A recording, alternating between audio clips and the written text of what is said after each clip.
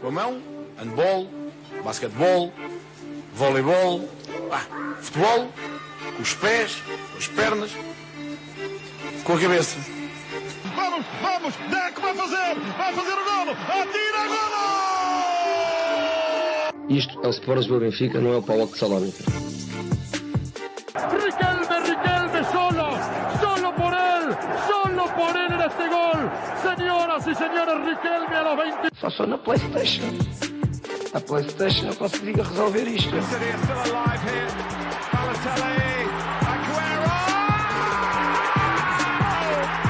There's been a red card, but for who, Chris Kamara? I don't know, Jeff, has it?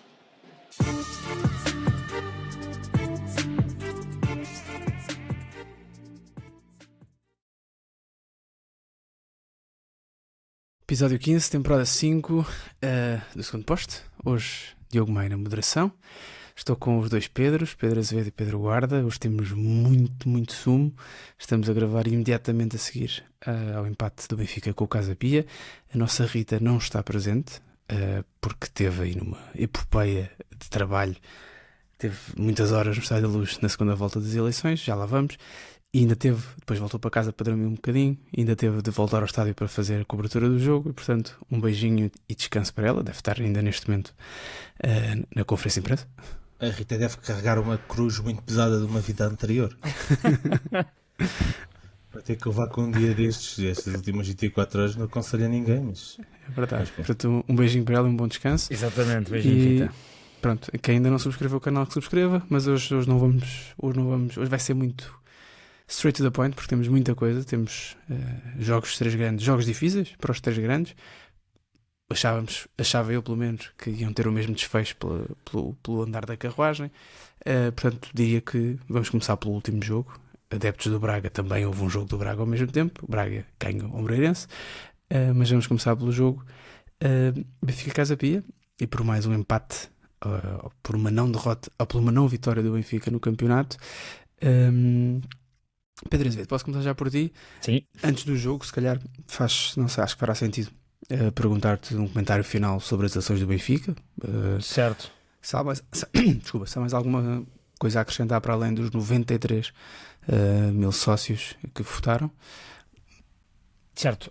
Olha, nós já tínhamos dissecado com bastante... Sim, o Guarda não falou sobre isso, já lá vou também. Exatamente. Queria perguntar se tens alguma coisa a acrescentar. Um bocadinho mais o Guarda sobre isso, mas completando o nosso raciocínio de há 2 semanas, penso que honestamente em relação àquilo que tu e o Samit aqui abordámos, não há grandes diferenças em termos de análise a fazer isso. Faço aqui um resumo muito rápido sobre esta segunda volta, sobre os resultados. Portanto, o tal recorde que falavas, e obviamente que isso é importante em termos do associativismo, eu gosto disso, e é por isso que eu defendo sempre, e vocês sabem, como meus amigos que são, o tipo de organização de um clube à moda latina, portanto à moda da América do Sul e da maioria dos clubes do Sul da Europa. Eu gosto mais disso, gosto que as pessoas, os sócios tenham efetivo poder de decisão, e que sejam representados de forma direta neste caso, e portanto esse é o aspecto positivo. O aspecto sobre as eleições em si, acho que era esperado a vitória do Rui Costa. A primeira volta disse-nos isso. Não houve, provavelmente, e ao contrário do que se achou se calhar durante meses, uma capacidade de mobilização dos votos não óbvios em João Noronha Lopes. Portanto, há uma franja que claramente vota e apoia João Noronha Lopes. Não houve na campanha, e eu disse isto há 2 semanas, houve essa intenção de João Noronha Lopes e da sua campanha, da sua candidatura, de fazer campanha pelo país todo, e isso aconteceu efetivamente, tal como João Diogo Manteigas, mas efetivamente em termos de, na forma como foi feita a comunicação, volta àquele ponto da personalização de Rui Costa, das figuras, é assim, do saudosismo, do medo de arriscar, é assim em Portugal. O Benfica, como maior clube português, naturalmente que é uma representação da realidade portuguesa, da mentalidade vigente no país. Isso acontece também no Benfica naturalmente, e portanto parece-me que, resumindo e baralhando, aconteceu aquilo que se esperava, depois de vermos os resultados da primeira volta. Volto a dizer, a campanha de João Noronha Lopes foi uma boa campanha no sentido em que foi extensa e abrangente, porque foi a todo lado, e com um belíssimo programa, com boas ideias, com boas pessoas. No fim do dia, esta representação do que acontece no país, em vários tipos de eleições, autárquicas, legislativas, presidenciais, europeias, muito pouca gente que vota lê programas, muito pouca gente que vota vê as equipas e investiga as equipas e o que é que cada pessoa já fez na sua área e o que é que vai fazer. E o nosso país funciona assim, portanto o Benfica, que volto a dizer, é uma representação do nosso país e, portanto, eu não esperava outra coisa diferente na segunda volta, portanto, assinalar esse recorde e assinalar a manutenção do status quo no Benfica. Foi isso que a maioria dos votantes quis e é isso que a maioria dos votos, que são coisas diferentes, representa nos próximos 4 anos do Benfica. É a manutenção do status quo nos pós do Benfica. Portanto, os sócios do Benfica disseram afirmativamente que não querem uma mudança, que querem essa manutenção. Sim, nesta segunda volta não há essas espinhas, não há isso, sequer esse tema. Apesar de tudo, acho que é de salientar que João Noronha Lopes tem quase 33 mil sócios a votarem e, portanto, isso não deixa de ser um belíssimo resultado para aquilo que é a história recente do Benfica. 33 mil votos noutras eleições, não sei se não dava quase sempre maioria absoluta. É isso, exatamente. Maia, eu esqueci-me só de dizer uma coisa e passo para ti já, rapidamente. Não acho que esta segunda volta represente uma aprovação assim tão grande da Rui Costa como tenho ouvido dizer. Porque eu acho que, em termos daquilo que é a aprovação e a desaprovação à direção vigente, a primeira volta é que foi o grande avaliador disso. Porque havia todos os candidatos e não se sabia se ia haver segunda volta. Apesar de tudo, é um reforço grande. Não, sim, no confronto direto com outro candidato. O que estou a dizer é, na primeira avaliação, em que tinhas todos os candidatos em montra, houve uma maioria de pessoas que não votou na direção vigente. É isso que sim, eu mas estou a dizer. A dispersão de votos aí ditaria sempre isso, não é? Eu acho que, apesar de tudo... Não, claro. Mas, ou seja, percebes o que eu estou a dizer? A nível de validação. Sim, mas acho que aqui, passando para o guarda, eu acho que a validação é feita com o resultado absolutamente estrondoso do Rui Costa nesta segunda volta. Acho que é uma vitória que valida muito. O que eu acho que é curioso é que é uma das vitórias, por aquilo que eu vou vendo, menos festejadas por quem a venceu. À exceção de Rui Costa e da sua entourage, falo do próprio povo de benfiquista. Pareceu-me, acho que se o João Noronha Lopes tem ganho, tinha sido uma vitória muito mais festejada. Não sei se concordas, guarda. E já agora, o que é que falta? O que é que achas que... Algum comentário que queiras fazer sobre as eleições? E se achas que o que faltou à candidatura de Noronha Lopes foi um melhor Noronha Lopes? Porque toda a gente parece elogiar a lista, mas aparentemente preferiram Rui Costa. Em relação àquilo que disseste, concordo em absoluto. Da vitória foi pouco festejada, mas foi pouco festejada porque neste momento o Benfica é um clube amorfo por vários motivos, não só pelo Rui Costa, não é uma pessoa que eu acho capacitada para o lugar em que ocupa e que foi reeleito, e a democracia falou, os adeptos falaram e reelegeram o Rui Costa. Mas acho que o Benfica neste momento é um clube amorfo, e se no ambiente do estádio principalmente, acho que é um clube que lhe falta muita coisa, falta-lhe muito Benfica, do Benfica que se fala, da mitologia do Benfica, se podemos assim dizer. Em relação ao resultado das eleições, concordo em absoluto com o Azevedo, mas mesmo em tudo, mesmo no que ele disse agora desta segunda volta, eu acho que houve muitos votos no Rui Costa por simpatia, nesta parolada do recorde do Guinness. Muitas pessoas foram mobilizadas que votaram pela primeira vez e que votaram Rui Costa porque desconhecem o que é que está do outro lado, conhecem o Rui Costa. No limite até gostam mesmo do Rui Costa e aprovam o que é que a direção do Rui Costa fez nos últimos tempos.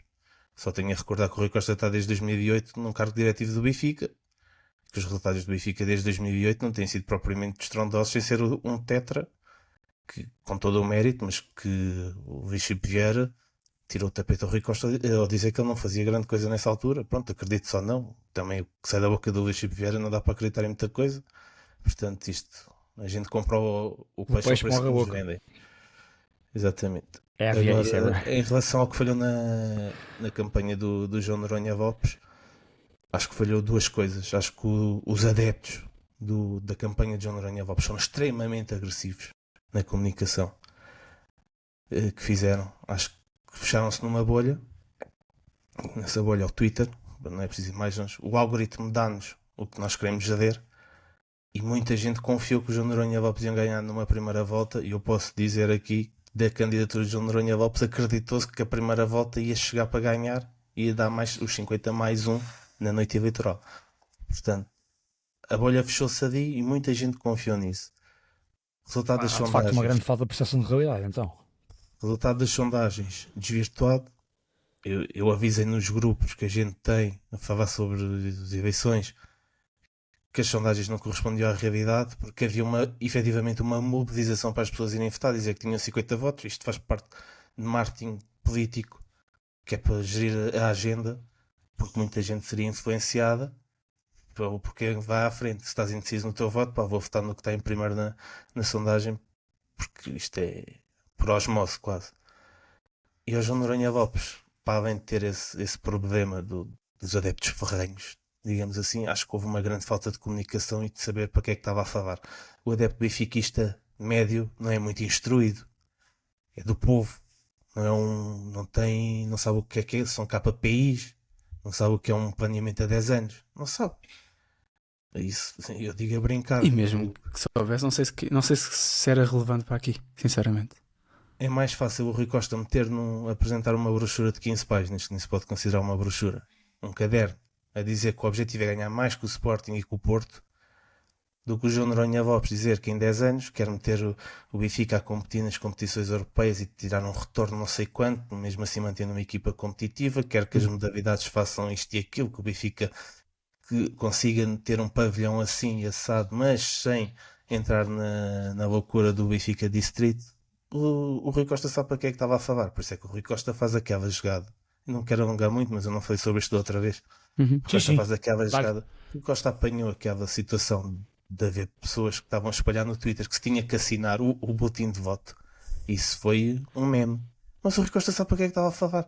Porque eu tenho um curso superior, vocês também, e grande parte da nossa geração tem, mas a malta dos 50 votos e muita dos 20, e até pessoas que se fizeram sócios há pouco tempo, não têm, nem são obrigados a ter, e não ser extremamente valiosos noutras valências da vida deles. Se calhar muito melhores pessoas que eu e que vocês, e têm os seus valores, e não é por votarem no Rui Costa que são melhores ou piores. Ou por terem menos instrução, sim. Têm menos instrução, não querem ver campanhas, não querem saber o que é que José Teutónio faz, se é diretor do Pestano ou não. Não querem saber. É verdade. E portanto acho que houve uma grande falha de comunicação na campanha do João Noronha Lopes, ao pensar que toda a gente tem o nível de instrução dele, que ele é uma pessoa. Se Vítor Paneira e Nuno Gomes, durante todos os meses da campanha do Benfica, têm assumido posições de destaque a falar, digo eu, pela questão da ligação com o povo. Há um problema claro, que eu contra mim falo, fui defensor, fui apoiante da candidatura de João Noronha Lopes desde o início, estou muito tranquilo para falar sobre o tema. E hoje o próprio Noronha Lopes falou sobre isso ontem, acho que, e foi muito honesto no seu discurso. Eu acho que há uma diferença entre ser João Noronha Lopes ou ser Rui Costa. Isso é normal, e acho que há o próprio discurso ontem de João Noronha Lopes é um discurso muito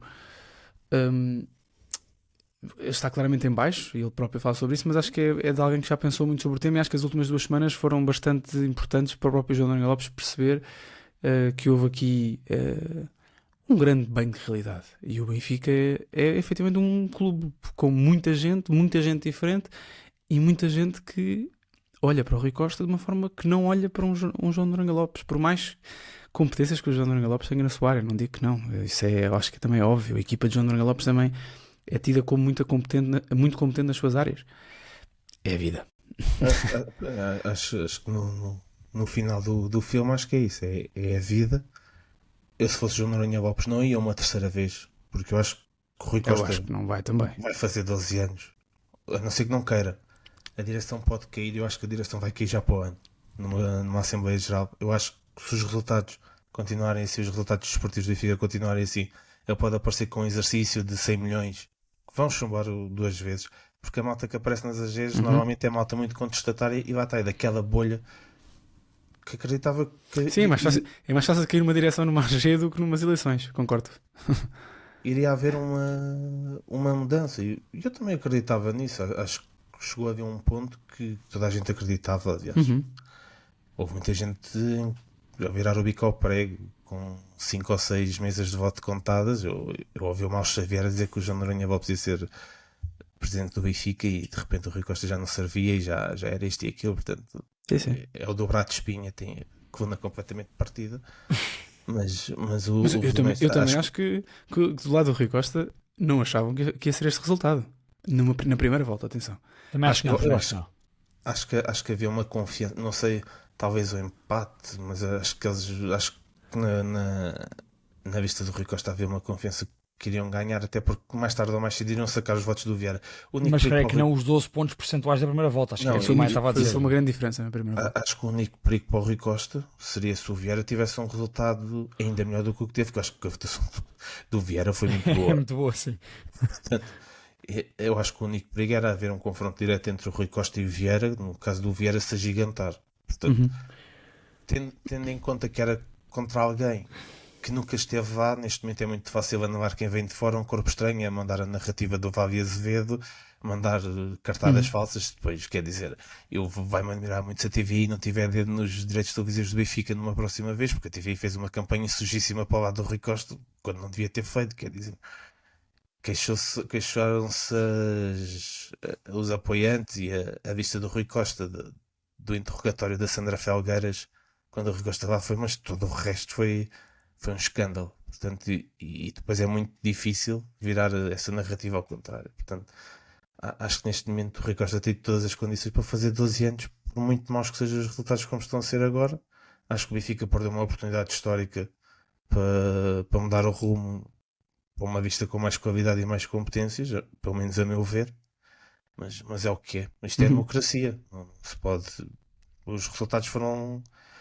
Aliás, só para acabar, eu acho que estes resultados e esta votação tão massiva a legitimar quem lá estava, acho que esvazia aquela narrativa que havia em 2020 quando o Noronha Lopes tinha ganho as eleições. Eu também acho, desde isso, eu nunca achei que essa narrativa fosse real, ou seja, até pode ter acontecido alguma coisa, acho que nunca seria suficiente para dar a volta. Apoiou-se muito na mobilização, na altura também se bateu o recorde, na mobilização massiva dos sócios, portanto, se houve tanta gente a votar é para mudar.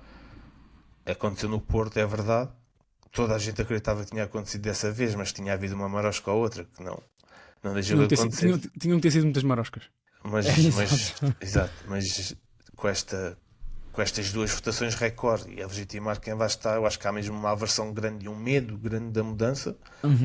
É o que eu dizia, Guarda, é a questão da personalização e do saudosismo e desse medo, dessa aversão à mudança. Acho que é. Mas, Azevedo, já agora, porque nós estamos aqui a gravar, aparentemente Rui Costa já foi falar, e portanto queria juntar aqui ao tema de hoje, ou seja, ao jogo. Então, espera, Maia, porque acho que impõe-se isto só porque nós falámos aqui também há 2 semanas sobre os métodos de votação nos clubes e foi um dos temas também mais discutidos nos últimos tempos. E, portanto, aqui em 30 segundos dizer-te o seguinte, porque parece-me um bom exemplo, que é o exemplo do Sporting. Na progressividade dos votos. Discute-se isso porque o Porto tem um sócio, um voto, o Benfica tem esta progressividade que sabemos, os 3, 10, 15, 20. 3, 10, 20, 50. E no Sporting tens 2 categorias, que é sócio B e sócio A. Sócio B é que paga metade ou um bocadinho menos do valor da cota do sócio A. Logo esse princípio para mim está errado. Entre haver 2 categorias de sócio. 2 categorias de sócio para mim, ou é sócio ou não é sócio. Pronto, certo, mas depois também há, também há acessos diferentes. Sim. Depois há acessos diferentes a bilhetes, a uma série de coisas. E no voto, inclusive. Pronto, e o que é que acontece? Sócio B, por exemplo, começa com um voto após 12 meses ininterruptos de ser sócio, portanto, total, 1 ano. E depois ganha um voto a cada década de associativismo. Portanto, por cada década mais que tiver, mais um voto. Portanto, com 20 anos de sócio, um sócio B tem 2 votos. É essa a progressividade. Com 35 terá 3, porque 3 entrou a terceira década. E assim sucessivamente. Pronto. Sócio A, ao fim de 1 ano, tem 2 votos. Em vez de um voto, tem 2 votos. Uma pessoa com, por exemplo, 30 ou 31 anos de sócio... Em 6. Tem 31 anos de sócio, 8 votos. Sócio A. Já passou os 30. Okay. Certo, já passou os 30, portanto 31, 32, 33 anos de sócio, 8 votos. Uma pessoa com mais de 50, mas menos de 60 anos de sócio, tem 13 votos.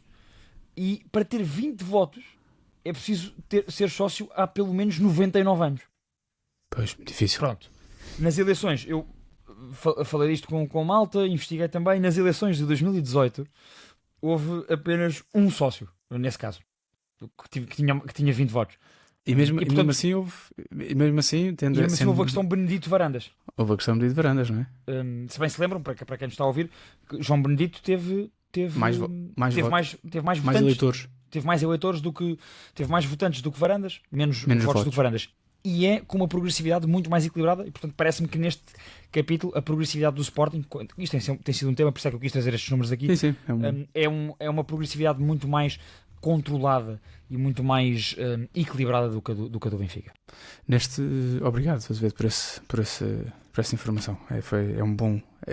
É um bom exemplo do tema da progressividade para os mais clássicos ou modernos, depende da perspectiva. O modelo do Porto é que é um modelo correto, que é uma pessoa, um voto. Pronto, isso é outro tema para outras discussões. Mas quanto tempo de sócio é que tens que ter no Porto para poder votar? Acho que é rápido. Confesso, não tenho essa informação. Deve ser um ano. Também acho que é um ano, mas não tenho certeza. No final do dia, a vida do clube pode ser. Tu podes beneficiar os seus sócios mais antigos com outras coisas sem ser no voto, não é? Mas pronto, primeiro dia de mandato de Rui Costa já teve complicações, pelo menos do ponto de vista desportivo, que tem sido o habitual. Uma semana em que Rui Costa, na última semana deste mandato, Rui Costa vê a sua equipa, o seu clube, a sua equipa de futebol sénior perder em casa mais um jogo da Liga dos Campeões, e vê hoje um empate contra o Casa Pia, o aflito Casa Pia, sem João Pereira, primeiro jogo sem João Pereira. Azevedo, queria te perguntar, posso começar contigo, em primeiro lugar, se achas que é aceitável a prestação europeia do Benfica? Esta é a pergunta, não necessariamente sobre o jogo, podes falar um bocadinho sobre o jogo, mas a ideia é falar mais sobre o dia de hoje. Mas primeiro, se é aceitável esta prestação europeia do Benfica, e em segundo lugar, como é que o Benfica empata o jogo hoje? Certíssimo. Então, primeiro, em relação à campanha europeia do Benfica, acho que é inaceitável, porque acho que o Benfica tinha que ter no mínimo ou 4 ou 6 pontos nesta campanha europeia, tendo em conta as expectativas, os adversários. Tinha que ter, ou seja, tinha que ter ganho ao Karabag, tinha que ter ganho ao Karabag, e tinha que ter no mínimo empatado com o Bayer Leverkusen, ou ganho ao Bayer Leverkusen, precisamente. Sabem, aqui eu sempre disse isso, achava que o Benfica tinha grandes dificuldades com uma equipa física como o Newcastle, até mais do que contra o Chelsea, e isso verificou-se. E portanto, no mínimo o Benfica tinha que ter 4 ou 6 pontos, o que significaria, Maia, que o Benfica com essa pontuação mínima estaria neste momento, porque está a ser um ano, não digo um ano atípico, porque este é só o segundo ano de exemplo que temos neste tipo de fase de liga, mas o Benfica com 4 pontos neste momento estaria no top 24. Sim. E portanto, com o mínimo admissível para aquilo que é o Benfica e para os jogos que teve em casa, o Benfica estaria. Portanto, inadmissível. Acho que será muito complicado. Se o Benfica não vencer em Amsterdão, acabou, em termos de aspirações. Pois. Não matematicamente. Sim, matematicamente não. Mas em termos de aspirações, creio que acabou. E portanto, obviamente, o Benfica entre Amsterdão, Luz contra o Nápoles e Turim, portanto, digo isto até receber o Real Madrid, o Benfica tem que fazer pelo menos 7 pontos para ter alguma aspiração no top 24. Portanto, é inadmissível, sem dúvida. Em relação, mas num jogo, e fazendo a ponto para o jogo de hoje, em que o Benfica teve de facto bons momentos no jogo. Bons momentos com bola, particularmente. Que esta equipa do Benfica, e isso transpareceu muitas vezes no jogo de hoje, contra uma equipa muito frágil como o Casa Pia, e que é uma equipa que dificilmente consegue ferir o adversário verdadeiramente. Muito não frágil. Não é o caso do Bayer Leverkusen, que é uma equipa que, mesmo não num bom momento coletivo, tem jogadores que conseguem ferir o adversário. O Benfica, quer contra o Bayer Leverkusen, quer contra o Casa Pia, falando só aqui desta semana, é uma equipa que facilmente se desconecta e que facilmente se desequilibra, quer quando está alta no terreno, quer quando até recupera uma bola à entrada da sua área e tenta lançar. Já estão 3, 4 jogadores lançados na frente e a equipa fica para trás e a equipa parte. É uma equipa que claramente, e hoje já lá vamos ao Porto, eu sei, mas pegando no jogo do Porto, o Porto há uma altura na segunda parte em que percebe claramente que não é para atacar, é para gerir o jogo com bola, e foi isso que fez. O Benfica nunca consegue fazer isso, mas não consegue com José Mourinho e não conseguia fazer com o Bruno Lage, e não conseguia fazer esta época e não conseguia fazer na época passada. Isto é um problema que nós identificamos aqui no segundo posto há muito tempo nas equipas do Benfica, e portanto, Maia, muito diretamente, pegando nesse desequilíbrio, nessa desconexão que para mim é gritante na equipa do Benfica, particularmente nos momentos em que não é nos momentos sem bola, mas é nos momentos em que perde a bola, particularmente nos momentos em que perde a bola, a equipa parece-me sempre muito desconecta, muito mal posicionada para reagir rapidamente à perda de bola, e com bola é uma equipa meramente reativa e meramente aceleradora, como era já com Bruno Lage, como era na época passada e este ano, e hoje contra o Rio Ave. Confesso que não estava Casa Pia. contra o Casa Pia, confesso que não estava. Pareceu o mesmo jogo. Foi bastante semelhante. E também uma equipa muito frágil como a do Rio Ave. Eu acho que o Casa Pia ainda é mais. Pelo menos ao dia. Eu acho que ofensivamente é muito mais frágil. É muito mais Tem frágil. menos soluções. Menos soluções.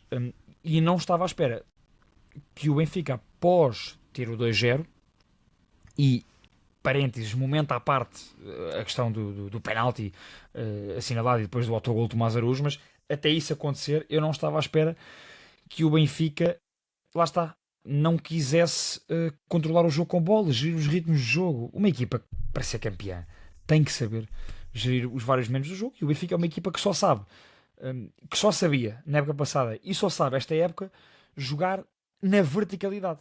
Sim, Só. mas a verdade é que eu concordo, acho que a primeira parte do Benfica até é bastante razoável para aquilo que tem sido a época. E até criou bem em organização ofensiva. Até sim, criou mas na segunda parte, mesmo ainda em 1-0, o jogo já estava muito partido. Já estava partido. E o Benfica parece que anseia para que os jogos sejam partidos, como se tivesse uma equipa, do ponto de vista físico, uma equipa a recuperar muito capaz. na transição. Exatamente. Tanto a recuperar na transição defensiva como na ofensiva. É uma equipa que está muitas vezes parece que tem o Luque Bacchio numa ilha preso lá ao fundo para que alguém lance a bola e ele tente fazer alguma coisa, e depois defensivamente é uma equipa que demora muito tempo a recuperar, uma equipa muito lenta. É de facto muito estranho, porque mesmo nos momentos em que uma equipa que é mais vertical devia ser muito forte, o Benfica para a transição ofensiva só tem a velocidade do Luque Bacchio, e para a transição defensiva não tem, como tu dizes, neste momento, nem capacidade física, nem conexão ao nível tático para no mínimo estar junto e conseguir fazer face a isso. Portanto, dito isto, é uma baralhada de equipa, como nós temos vindo aqui a falar, é uma equipa que vive de fogachos, e para concluir, deixa-me dizer-te, para sair da questão tática da organização e da transição, a confiança tem de facto relevância nestes momentos das equipas grandes e de um clube como o Benfica, naturalmente, porque ou pesa ou te catapulta para cima. Mas uma equipa profissional, eu nem digo do Benfica, digo uma equipa profissional, não pode ser tão flutuante tendo em conta os momentos do jogo. Que é, se consegue 2 remates à baliza adversária, está galvanizado e até faz tabelinhas e joga ao primeiro toque e cabritos e tudo e mais alguma coisa. E se sofre um gol, ou só um autogol, ou só um penalti, ou só uma perda de bola num passe fácil, é uma equipa que vai completamente abaixo. E isso eu disse isto aqui no segundo posto após o jogo com os Chaves na Taça de Portugal. E isto verifica-se em todos os jogos. Não, é impensável. É uma equipa que não tem maturidade competitiva. A própria reação do Tomás Araújo quando marcou o autogol. O Benfica estando a ganhar. O rapaz queria enterrar-se. Exatamente. É que é mesmo essa a expressão. Tive que ir ao Turbino. Acho que foi demasiado. Acho que o Tomás Araújo... Eu, pelo menos, estava no estádio e pensei que fosse o António Silva. Claro, pensaste que fosse o António Silva. Toda a gente pensou que foi o António Silva. Pelo gesto técnico e pelas histórias, forma... que eles usam as histórias também. E como o rapaz vai abaixo, não estava a esperar que fosse o Tomás Araújo. Depois, quando vejo o outro com a braçadeira de capitão, foi o Tomás Araújo que fez isto primeiro.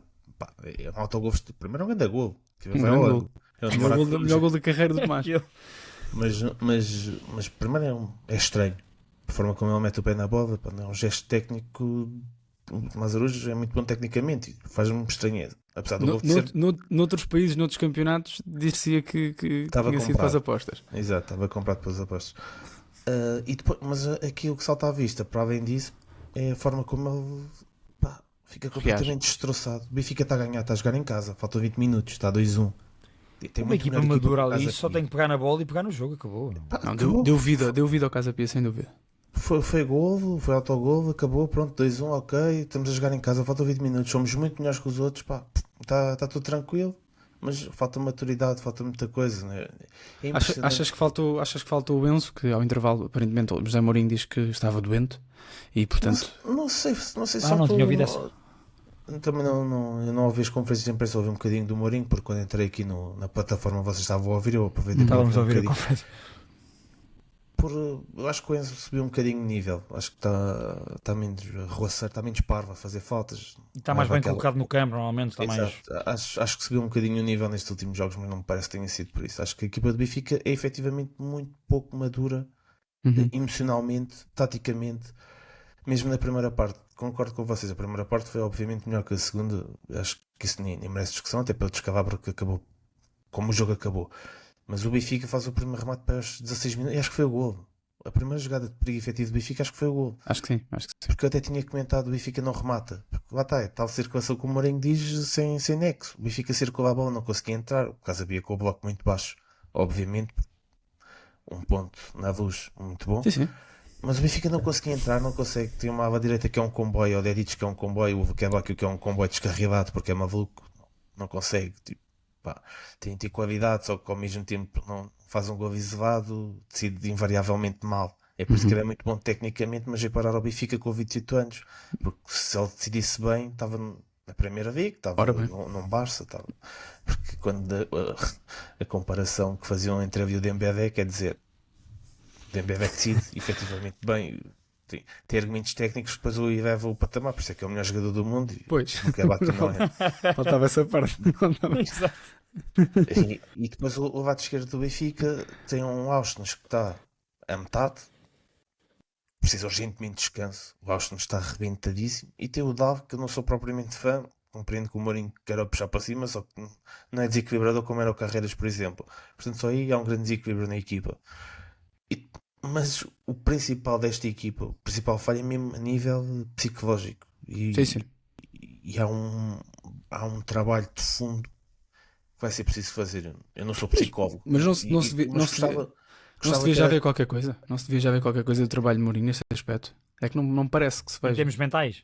Sim. Ou mais, se uma equipa destas. O primeiro a dizer aqui no segundo posto que fez chicotada psicológica do Mourinho mais menos que toda a história. Pois. Sim. Jogo. Aquele hoje fala um bocadinho e tal, mas parte logo para a arbitragem, e eu entendo, já vos vou perguntar isso também, mas eu sinto que neste momento do cardápio de justificações mourinhescas já vamos muito à frente, já vamos com uma época de andamento, e neste momento o homem está aqui há 1 mês e meio, 2 meses. Sim. Acho que chegamos muito rapidamente a estas justificações. Eu acho que mesmo aquela reação dele exagerada que entrou pelo campo adentro quando foi o penalti, que acho que não é penalti, mas pronto, sendo assinalado, eu percebo porque é que o árbitro assinalou aquilo, e não estou a dizer que o árbitro em campo eu percebo. Depois sim, o VAR. Exato, mas eu percebo porque é que o árbitro assinalou aquilo. Depois a questão do VAR já vai iremos até no jogo do Sporting e faço já um parênteses, o Sporting mereceu ganhar o jogo, não merecia ter ganho o jogo daquela maneira, mas merecia ganhar o jogo, sim. Já vai iremos ao jogo do Sporting. Por essa hora desta, acho que o Benfica merecia ganhar os jogos. Sim. Mas eu percebo porque é que o árbitro marca aquele penalti. A forma como o Mourinho entra dentro de campo é claramente exagerada e é para galvanizar os adeptos. Eu tinha reparado que ele tinha entrado no campo. Foi completamente exagerado, acho que nem fez sentido. É mesmo para inflamar o ambiente, e acho que era para tentar agarrar os adeptos e talvez também a equipa por algum ponto, porque ele é um gajo experiente, pode já não ser o Mourinho que era há 20 anos, mas percebe que a equipa está em cacos, e acho que ele também percebe que neste momento não está capaz de recuperar a equipa com o seu discurso, que era como já teve, sim, dos pontos mais fortes do Mourinho. E o Benfica tem um grave problema, mas gravíssimo, porque os resultados não aparecem. Há um claro desligamento entre os adeptos e a equipa. Acho que os ambientes do Estádio da Luz estão horríveis. Acho que tem sido transversal, falando dos três candidatos ao título, do Porto, do Sporting e do Benfica. Acho que os ambientes estão mais fracos no geral, mas acho que do Benfica é o caso mais flagrante. E acho que há muito trabalho para fazer, que não tem só a ver com dar 30 milhões por um jogador, dar 20 milhões por outro. Os jogadores não desaprendem, né? Mas depois há outras questões. Sim. Há uma coisa no Mourinho que me faz um bocadinho de impressão, no discurso, que há um constante, há um certo secretismo sobre algumas coisas que ele sabe internamente, com os jogadores no treino, no balneário, E eu depois me leva sempre a perguntar, mas quer dizer, mas no final do dia não somos nós que treinamos, não é? Eu posso sentir a equipa, eu posso sentir que o Tomás Araújo, quando faz um autogol daqueles, olho para a expressão corporal dele e vejo em campo e percebo, sim, este jogador claramente está em baixo emocionalmente, esta equipa está emocionalmente em baixo, mas eu não consigo fazer nada para que isso mude. O Mourinho vai com o meu discurso para a flash interview, mas é ele que trabalha com eles todos os dias. E isso faz-me confusão, porque, pelas razões óbvias, principalmente por aquilo que eu ainda acho ser a característica mais especial do Mourinho, que é a gestão de homens, a gestão de seres humanos. Há muito poucos jogadores, não me lembro aqui, enquanto o Guardiola tem alguns de caras, e lembro-me claramente, não me lembro de muitos jogadores falarem mal do Mourinho, à exceção da questão do Sabri, que é o próprio Mourinho que traz cá para fora. De resto, pós-Benfica, e quando vai para o União de Leiria, quando vai para o Porto, e quando faz o caminho que todos nós conhecemos, ele é assumidamente o melhor gestor de todos, em termos de gestor humano, e de grupo e de relações. Não é por aí que as equipas não jogam à bola, é por outras razões. E faz-me confusão como é que 2 meses depois ele não conseguiu recuperar a equipa emocionalmente e psicologicamente, e neste momento tem uma prestação europeia ao nível das piores da história do Benfica. E também pergunto isto, Guarda, já agora, também para os comentários no YouTube, se achas que ainda há alguma hipótese do Benfica se qualificar na fase de grupos. Eu acho que não é realista pensar que uma equipa que empata com o Casa Pia em casa vai receber o Real Madrid e vai ganhar o Real Madrid, vai receber o campeão de Itália e ganhar o campeão de Itália, que é o Nápoles, vai à Juventus ganhar à Juventus, ou Ajax ainda deu de borba, porque quer dizer, entre um e outro, por isso é que estão os dois em último. Não parece realista ao Benfica neste momento equacionar uma passagem na Champions. Em relação ao jogo, eu não falei sobre esse jogo, o Azedo acho que disse tudo. Sim. O jogo do Benfica acho que não mereceu perder. Acho que o Benfica jogou melhor do que contra o Casa Pia. Sim, sem dúvida. Mas no final do dia continua a 0 pontos. E isso também. Noutra altura do Mourinho, isso não acontecia. O Benfica não perdia aquele jogo. Noutra altura do Benfica, destes jogadores do Benfica, o Benfica não perdia este jogo. Acho que há um conjunto de situações meio estranhas e que ninguém consegue levantar aqueles jogadores, e o próprio clube está estranho, o ambiente é muito estranho no Benfica neste momento, e lá está, só para finalizar, e voltando ao tema das eleições, o que tu disseste, eu nunca tinha pensado nisso, mas a vitória do Rui Costa não foi propriamente festejada. E foi votado por muita gente. Isso é muito estranho também. Muita gente. É muito estranho. Também não tinha passado pela cabeça isso, é verdade. É um ambiente de seleção nacional, é o que eu estou sempre a dizer, que a maior parte das pessoas, eu não conheço uma única pessoa que seja maluca pela seleção, né? Mas eu acho que ainda é mais, nem é tanto, como a seleção nacional é de 3 em 3 meses, quando a seleção aparece e depois nas competições há uma efervescência, não é? Aqui eu senti que esta segunda volta foi das coisas mais deprimentes, ou seja, foi uma coisa, o Benfica tornou isto até meio tonto, na minha opinião, o Benfica, os apelos ao Guinness. E o apelo ao Guinness, já agora, aqui falando, é uma forma de fazer campanha, mas pronto. Completamente. Pronto, mas tudo bem, passando à frente disso, o próprio ambiente de eleições é um ambiente, para quem ganha e quem perde, muito deprimente, porque quem ganha não festeja e parece-me que está claramente na mão de baixo, tendo sido o presidente mais votado de sempre. Estamos a falar de longe o presidente mais votado de sempre. E quem perde, claramente há uma desistência para com o futuro do clube. Ou melhor, não quero exagerar, não sei o que é que vai ser das pessoas que fizeram parte da lista do João Noronha Lopes e das outras, não sei, mas há claramente um afastamento, por agora, um afastamento daquilo que é a realidade do clube. E isso é muito estranho. Estamos a falar das eleições mais participadas de sempre do futebol, do desporto, de sempre. E o que resulta daqui é, no dia seguinte, um empate com o Casa Pia em casa. É bizarro. É muito estranho. É bizarro. É bizarro. Neste momento o Benfica é um clube bizarro. Até a forma como o Benfica empatou o jogo hoje. Muito bem. Futebol Clube do Porto. Para o Porto, como foi o jogo de hoje também. Depois vamos ao Sporting, que eu acho que há aqui mais pano para mangas. Futebol Clube do Porto. A jornada europeia portuguesa não foi especialmente brilhante, porque não houve nenhuma vitória. O Sporting mesmo. O empate em Turim foi bom, pronto, foi saboroso. Pronto, mas foram 2 empates e 2 derrotas. O Porto empata em Utrecht numa clara mudança do 11. Farioli, ia dizer Sampaoli. Farioli Não sei porquê. Farioli tem uma clara. Pronto, faz um statement na Liga Europa e neste jogo e decide rodar bastante. Podia ter corrido mal, apesar de tudo. Acho que o Porto, não sei se concordo comigo, mas acho que o Porto podia ter resolvido o jogo até ao intervalo. O Porto teve bastantes oportunidades na primeira parte, depois na segunda aquilo, lá está, deu vida ao Trek.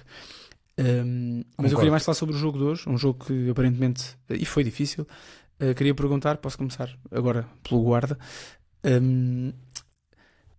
Primeiro, vitória justa, se consideras sim ou não, e depois queria aqui perguntar, até porque fazes parte aqui dos 50% deste podcast que apostou em Samu, e que ele não tem marcado tantos gols, é verdade, mas compras esta narrativa que Denis Gould dá mais à equipa do que Samu? Em relação, vou já pelo mais fácil, em relação ao resultado, acho que é um resultado justo. Acho que é neste jogo que se fazem os campeões. O Porto soube sofrer quando teve que sofrer, marcou quando tinha que marcar, mostrou qualidade a espaço. Acho que tem uma boa primeira parte. Acho que na segunda parte soube que se continuasse aí com muita sede ao pote, provavelmente levava ao empate. Acho que depois tentar controlar o jogo. O Famalicão é uma boa equipa e o Hugo Oliveira tem aquilo muito bem organizado. Os jogadores são bons para aquele nível. Por exemplo, vendo no caso do Gil Dias, já falamos muitas vezes sobre o Gil Dias não sendo um craque da bola para voos mais altos onde já esteve. O Gil Dias já passou por bons clubes, por exemplo, no Famalicão enquadra-se perfeitamente. Acho que é uma boa vitória do Porto, ponto. É aqui que se fazem os campeões, ponto. E o Frol joga muito, ponto. Pronto, é só isto que eu queria dizer outra vez. Em relação ao Samu, eu acho que o Denis Gould dá mais à equipa, só que o Denis Gould não tem a qualidade do Samu. Estamos a falar de um internacional espanhol. Opa, então a resposta está feita, não é? Espera aí. Dá mais à equipa, mas não é melhor que o outro? O que é que isso quer dizer? Eu acho que tem que ser feito um trabalho com o Samu para desenvolver certas competências que o Samu não tem. Claramente não tem. E que são mais naturais no Denis Gould. Mas o Samu é muito mais jogador que o Denis Gould, peço desculpa.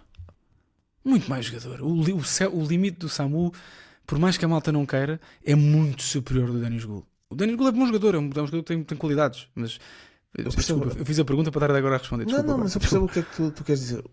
O estilo de jogador do Denis Gould enquadra-se muito melhor no estilo de jogo de Farioli. O jogador Samu é muito melhor que o jogador Denis Gould. E aqui está a contradição. Sim, mas já era uma contradição. Já era uma contradição com o Anselmo e já era uma contradição. O Farioli é que tem que arranjar forma de potenciar o Samu, não desvirtuando muito o seu sistema e aquilo que ele quer para o Porto. E acho que isso também não está a ser muito bem conseguido. Por exemplo, acho que hoje o Samu faz uma excelente primeira parte. Eu acho que o Samu tem estado bem. Eu acho que o Samu tem estado bem. Eu bati no Samu até no jogo contra o Benfica. Mas acho que... Sim, que ele teve muito aliado do jogo. Nesse jogo. Mas mesmo assim eu não acho que o Samu tenha estado horrível nesse jogo. Eu depois fui rever o jogo. Eu não acho que o Samu tenha estado horrível nesse jogo. Eu acho que com um avançado mais associativo naquele momento, naquele jogo, tinha dado outra coisa. Olha, se eu tivesse de escolher entre Samu e Luís Soares, eu preferia ter o Samu. Soares. Eu sei que a resposta é óbvia. É um jogador mais completo, o Samu tem mais potencial. Percebo, mas é que o Samu... não sei, acho que agora também... Se calhar também estou a ser do contra, porque enerva-me um bocadinho esta narrativa de que... O Samu tem 20 anos. O Denis Gould não provou nada. O Denis Gould não provou nada como titular do Porto. Mas isto são as narrativas sobre jogadores que tecnicamente são mais evoluídos. Só que depois ser titular de uma equipa como o Porto... Isso materializa-se em quê? Claro, é que ser titular de uma equipa como o Porto significa não jogar só 20 minutos, ou 30 minutos, ou 15 minutos, ou 10 minutos com a equipa adversária completamente arrebentada. E esse é um trabalho que o Samu faz, e muito bem, e um trabalho muito invisível já agora. Agora, eu também acho que o Samu tem muitas características técnicas, táticas, emocionais que melhorou muito, já agora emocionalmente parece-me estar bastante melhor. Hoje a Câmara bem tentou focá-lo no banco quando ele saiu assim. Ele ficou chateado, mas está chateado, mas já não parece disparado. Mas não reagiu disparatadamente, sim. Já não parece disparado, já não parece aquela coisa, e ainda vai ter momentos desses, mas é um jogador, não consigo mesmo perceber qual é que é esta narrativa de querer impor o Denis Gould, que é um jogador que tem qualidade, mas o Denis Gould tem para ser este ano. Não tem a ver com o Denis Gould, tem a ver com as características físicas do Samu. Pois, só se for. Porque Nós sabemos isso. Há uma narrativa sobre os jogadores grandes e fortes fisicamente. Se me quiserem comparar, desculpa, Há uma narrativa anti-jogadores grandes e fortes se fisicamente. me quiserem comparar com o Luke de Jong, eu consigo perceber essa discussão. Como é óbvio. Jogador que já muitas provas, jogador que marca de muitas formas, é muito associativo, forte fisicamente também. Portanto, há questões aqui com o Samu. Esse sim, exato. Eu também. Esse consigo perceber a discussão. Apesar de tudo, eu prefiro o Samu. Agora, E o Porto, Denis Gould. O Denis Gould era o patinho feio desta equipa, não jogava. E neste momento dá mais ao Porto do que o Samu. O teto do Denis Gould é o Porto. O teto do Samu é outra coisa. Eu também acho. É a Premier League, é a La Liga, é outra coisa. Acho claramente isso. Não Estamos a falar de um consigo. jogador de seleção espanhola, ponto. Pronto. O Samu, neste momento em que chega ao Porto, olha, vou fazer aqui uma comparação. Faz lembrar um bocadinho. Ele chegou a época passada. Por isso é que já estávamos já sabes quem é que eu vou dizer, não sabes? Claro que sei. Então, Darwin Núñez. claro. É verdade, mas é verdade. O potencial físico e o potencial do jogador faz-me lembrar a chegada do Darwin ao Benfica. Acho muito até bebê, o muito Samu- instável emocionalmente. Acho que do ponto de vista de finalizador, o Samu já é melhor que o Darwin quando chegou. O Darwin tinha outras características. Eu acho que o Samu chega no ponto de maturação um bocadinho mais acima. Atenção, que a segunda época do Darwin, comparado com o que está a ser esta segunda época do Samu, percebe o que eu estou a dizer? Portanto, nessa chegada ao Benfica e nessa chegada ao Porto, até pelas questões emocionais que tu falavas, Maia, faz-me lembrar muito. É uma boa esse comparação. aspecto. E no teto que tem. Claro que o Darwin agora está no Al-Hilal, mas olha, se calhar fazia falta ao Liverpool hoje em dia. O Samu, antes de assinar pelo Porto, tinha sido dado como certo Com o pelo Chelsea. É Sim. Acho que o Mas Samu também já não quer estava- dizer muito, não O é? Chelsea também contrata do comércio, mas sim. Mas era por um dinheirão. Não era? Era. Aqueles gajos que E era entravam no envolvido, Chelsea. e era envolvido no João Félix, acho eu. Tinha a ver com isso. E há aqui uma nota já agora que eu também quero dizer, quero deixar aqui claro até para os portistas que nos ouvem, que são bastantes, que é, eu também acho que se eu fosse o Vilas Boas e surgisse uma proposta de 80 milhões pelo Samu, eu assinava já e vendia. Como é óbvio. Vendia porque o teto dele pode ser muito alto, mas não vai ser aqui no Porto provavelmente. E portanto, eu acho que 80 milhões para um jogador com as características do Samu ao dia de hoje, sem dúvida alguma. Agora, eu também vendia o Denis Gould por 20. Certo. Por 20? Não, por 20 é pouco, pá. Ao mercado hoje em dia é pouco. Não sei, No sítio. Não o pelo que que é que está a já- fazer, mas pelo que eu acho que lá ele está, até pode render e tal. volta ao tempo. O que é que nós já vimos do Denis Gould pelo valer exato, 20 milhões? exato. Acho que o Denis Gould tem o papel que tem. Acho que E acho que é um bom papel. É um bom papel para acrescentar a equipa quando a equipa precisa Exato. ou de um Terceiro avançado avançado para segurar, como hoje, que entrou isso e até segurou bem, ou para juntar a área para decidir. Mas é o terceiro Agora, avançado do Porto. É isso que eu ia dizer. Agora, o Porto vai beneficiar muito quando o Luke de Jong voltar da lesão. Uhum. Pela questão física, porque ali há a questão física, há a questão técnica. Vamos ver como é que volta, né? Também já tem... Já agora queria-vos perguntar, posso começar por ti, Azevedo. O Rodrigo Mora tem sido mais vezes titular, tem jogado mais vezes de início. Justifica-se apenas pela falta de condição física de Gabi Veiga ou pode estar aqui já o volte-face na titularidade e o Rodrigo Mora passar a ser titular? Acho que vai alternar muito, mas já é uma vitória, na minha opinião, para o Rodrigo Mora estar a ser titular. Porque a certo ponto eu achei mesmo que ia ser muito complicado para ele, pela forma como o Porto joga, que ele fosse titular pelo Gabriel Veiga, neste caso. Faz uma primeira parte muito disponível fisicamente e claramente cansado na segunda parte. Exatamente. Muito bem na primeira, muito disponível fisicamente, e depois na segunda claramente vai abaixo. E portanto, mas parece-me também interessante que deles os dois, o que for titular, normalmente sai ali aos 55, 60 e o outro acaba por jogar meia hora e portanto acaba por ter muitos minutos. Se tu não fores titular, mas fores um jogador que jogares 130 minutos, também não vem mal ao mundo. Mas parece-me, volto a dizer que depois isto às vezes é um bocado contra a natura, porque eu também gosto muito de jogadores com este perfil, mas parece-me curto estes jogadores só aguentarem fisicamente 60 minutos e são os dois, tanto um como o outro, não é? Parece que falta... O Gabriel Veiga, atenção, o Gabriel Veiga antes de ir para a Arábia Saudita aguentava muito mais do que isto. Tá bem? Jogaços a grande nível na Liga. Não, isto para dizer o quê? Teve a opção de carreira que teve e agora está a pagar. O Rodrigo também, não é? O Rodrigo Mora é significativamente mais frágil fisicamente e é mais novo, mas parece-me que com estes minutos que está a ter, com esta minutagem, a coisa vai calibrar melhor, inclusive fisicamente. Mas eu gostei muito do jogo dele hoje na primeira parte. Eu não gostei muito do jogo do Porto em Utrecht. Eu vi com atenção a primeira parte, mais do que a segunda. A segunda já estava meio a ver coisas do jogo que depois fui fazer a seguir. A primeira parte achei tranquila, o Porto... Sim, foi tranquila. E Se o criou Porto, oportunidades. É daqueles e jogos com- europeus que se ficasse resolvido ali ao intervalo, o Porto agradecia muito. Não é? Daqueles sim, jogos é que isso, ou depois- seja, e podia ter resolvido o jogo ao intervalo, até ao intervalo, sem dúvida.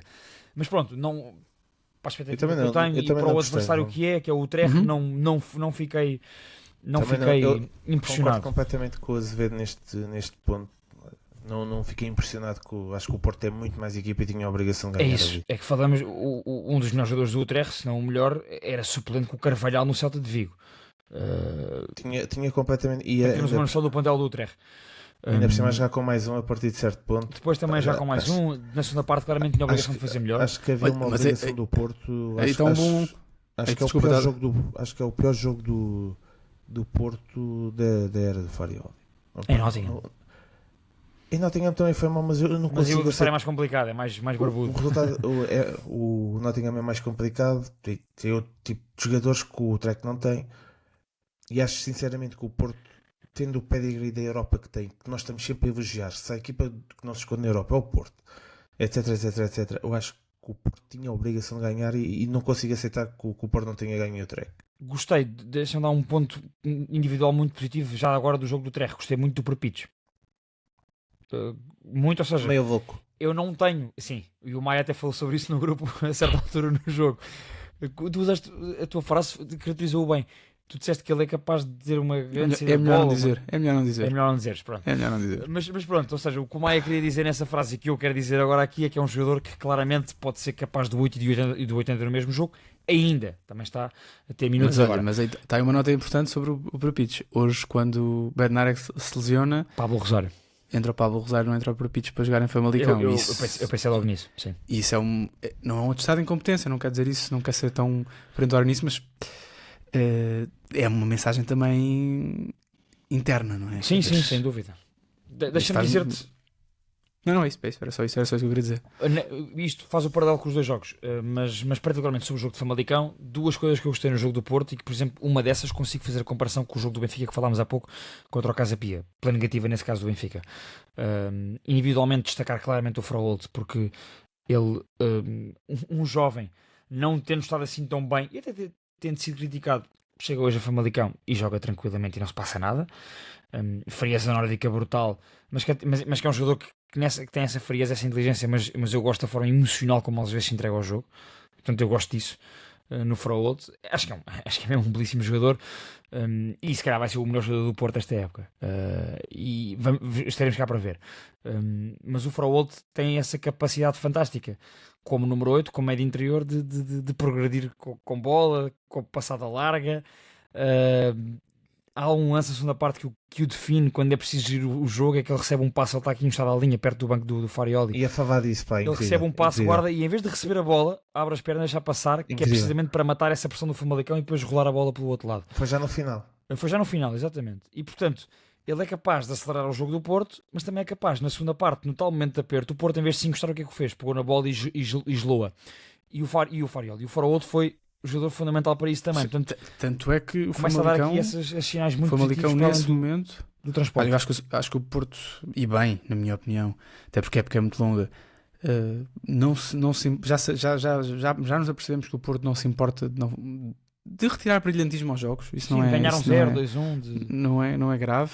E o Porto, quando faz isso, esse congelamento da bola com bola, congelamento do jogo com bola, a verdade é que o Famalicão não teve muito mais oportunidades. O Famalicão não tem muitas oportunidades na segunda parte. E isso também, o mérito, já agora, estava bastante receoso de ver como é que esta defesa do Porto se portaria sem o Bednarek e com um médio central, e o Porto cumpriu. Queria só dar uma nota do lado do Famalicão. Duas notas, aliás. Primeira é o Karevich, o guarda-redes, que tem feito uma época muito boa. Karevich, é assim que se diz, Karevich. Olha, eu comentava com o meu pai, o Famalicão tem sempre bons guarda-redes. Sim, o Karevich neste momento é titular, e não seria titular se o Zlobi o ano passado não tivesse tido a lesão grave que teve. Sim. O Karevich não seria titular, mas o Karevich é ótimo guarda-redes, faz mais uma excelente exibição, e o Famalicão, para mim, tem provavelmente o melhor central fora dos três grandes, que é o Rialp. Eu gosto muito. Craque. Tem tudo para ser um craque. Não é extemporâneo, também sabe jogar muito bem com bola, impõe fisicamente. Fisicamente é fino no sentido de técnica, é um jogador Isso mesmo. fino, nota-se bem. está ali o jogador. O Famalicão realmente tem ali uma fórmula de scouting de nível. Equatoriano, mais um equatoriano.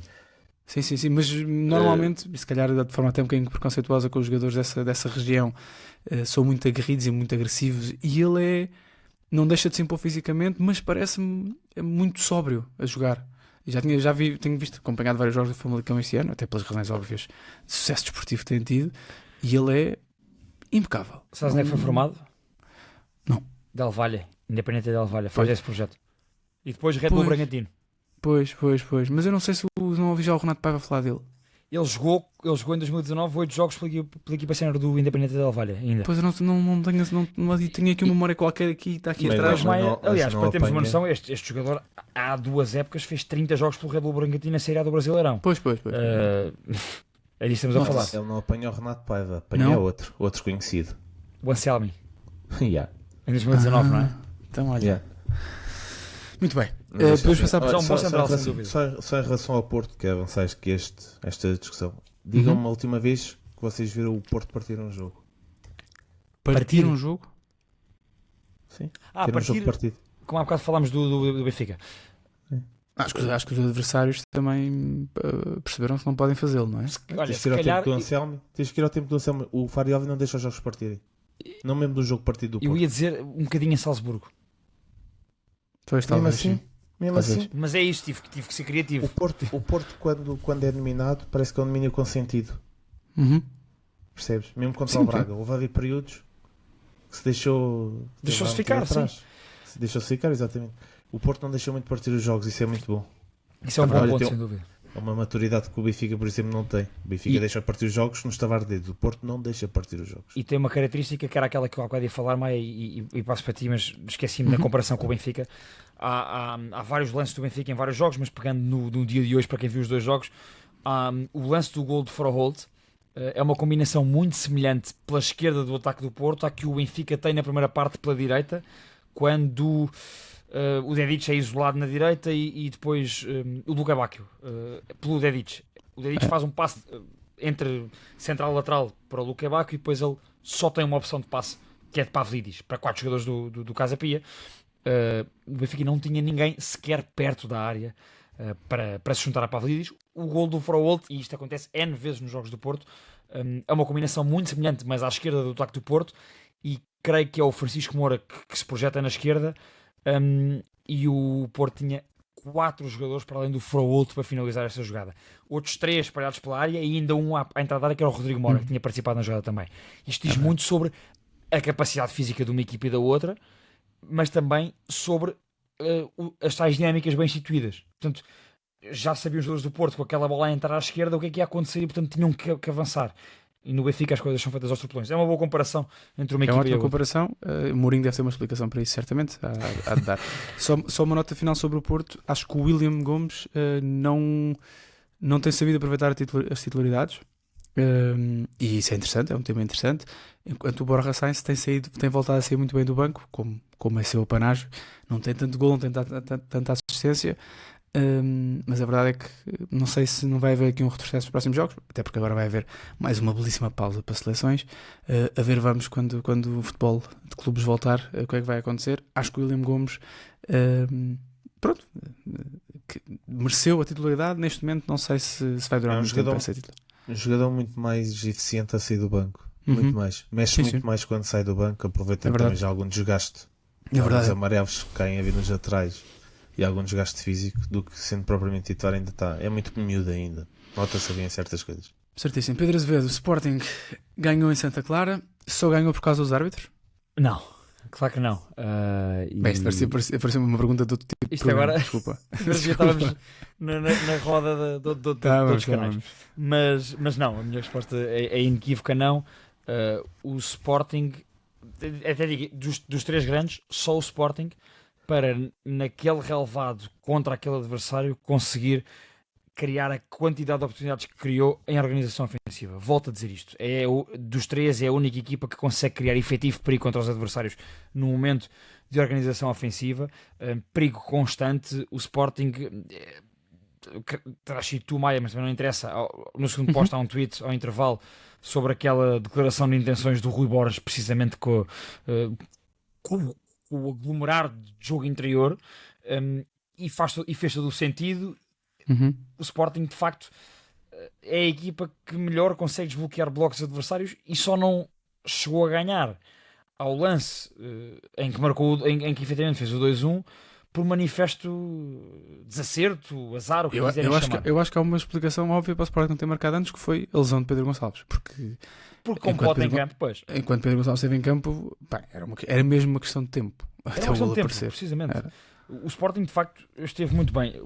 Uma equipa que em casa do Santa Clara faz 21 remates à baliza. À baliza não, calma, 21 remates, 7 à baliza.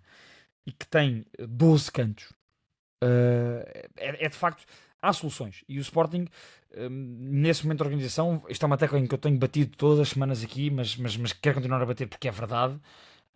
É uma equipa que, de facto, quer à largura, quer em jogo interior, jogo entre linhas, conseguem arranjar muitas opções para visar a baliza adversária. Cruzamentos, combinações, tabelinhas, remate de fora da área. É uma equipa que arranja soluções. E, portanto, naturalmente, que o foco está naquele lance do canto, que é naturalmente absurdo, mas efetivamente, e eu até comentei aqui no segundo posto, eu digo, pá, na minha opinião, a questão de não há uma relevância direta, claro que há porque foi gol, mas é um canto, não é um penalti, não.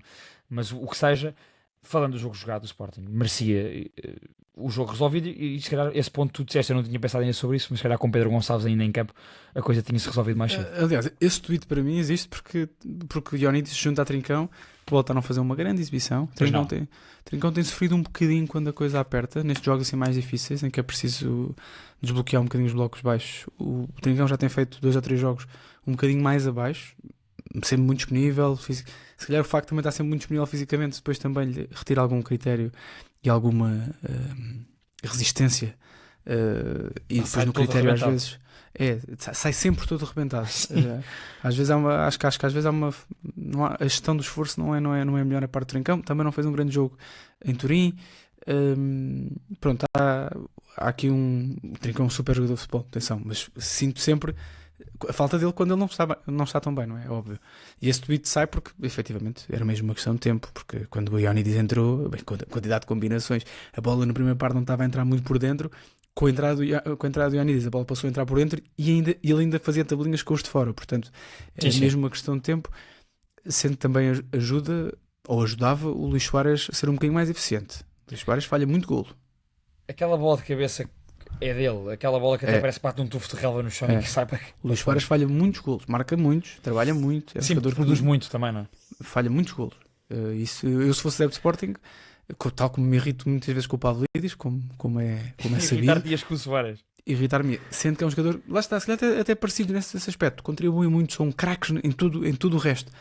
No momento da finalização, se calhar é por isso que estão aqui, né? Se calhar é por isso que o Luís Soares está aqui com esta idade eu acho isso. E o Pavlidis estão aqui com esta idade, mas está tudo bem, só que falham muitos golos, tanto um como o outro. Pronto, mas só uma nota antes de passar ao guarda, queria dar uma nota sobre o Santa Clara e sobre o Vasco Matos. É uma equipa, já não é a primeira vez, estes jogos têm uma lupa maior porque são com os grandes, mas tenho acompanhado os jogos de Santa Clara este ano e já não é a primeira vez que há muita quesilha dentro de campo e os adversários, há muita gente a não gostar de jogar contra o Santa Clara, muita gente.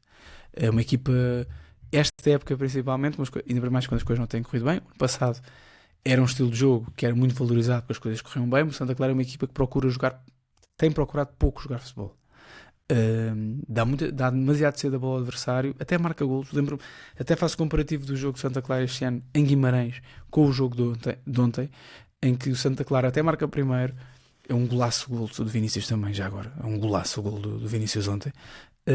E depois, a partir desse momento, abdica de jogar. Até o momento da segunda parte, em que depois mexeu muito bem o Vasco Matos, acho que é um ótimo treinador. Acha que consigo perceber os adversários que jogam contra o Santa Clara. E aquilo é desesperante, porque é muito agressivo, é muito duro. E muito cedo nos jogos o Santa Clara perde tempo, queima tempo, abdica muito de atacar.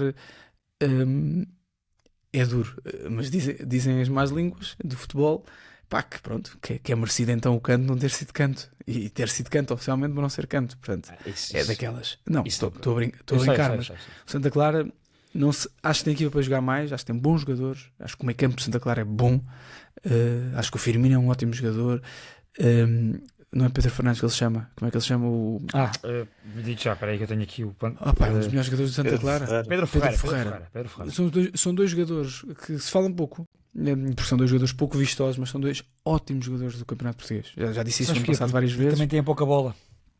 Tem pouca bola, mas são bons sem bola, são bons com bola.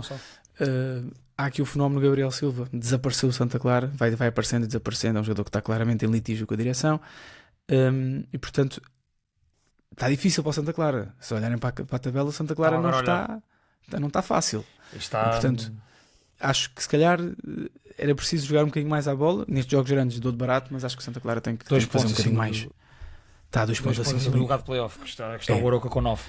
É manifestamente mau. As minhas apostas deste ano, Aroca e Santa Clara, estão impecáveis. Estão ao plano. Guarda, repita a pergunta. O Sporting só ganhou por causa dos árbitros? Não. Já. E olha, até estou a confessar, estava a ver o jogo e quando estava aliás, estava a acabar.